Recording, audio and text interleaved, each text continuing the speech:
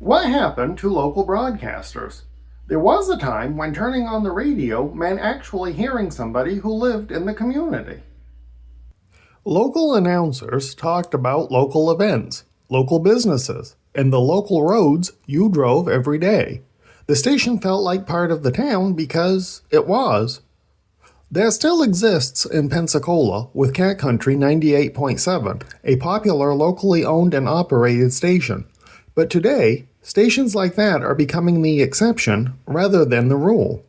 Across the country, companies like iHeartMedia and Cumulus have repeatedly reduced staffing, eliminated local positions, and replaced live programming with syndicated shows, automation, and voice tracking.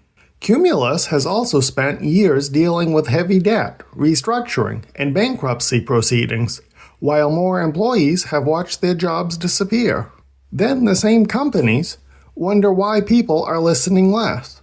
Through it all, listenership declines. Why wait through a long block of commercials for a limited playlist when YouTube Music, Pandora, Spotify, and others let listeners choose exactly what they want? People can even pay to remove the commercials entirely. Radio is also losing its guaranteed place in the dashboard. Some automobile manufacturers have questioned whether traditional AM and FM receivers should remain standard equipment as drivers increasingly use phone apps and built-in streaming systems. The problem is not that people suddenly stopped enjoying local music. The problem is not that people suddenly stopped enjoying music or local personalities. The radio industry spent years removing the personalities, increasing the commercials, and giving listeners more reasons to find something else. Local radio can still work. Cat Country and a small number of independently owned stations across the country prove that. We are already well into a generation that grew up with streaming instead of relying on traditional radio and over-the-air television.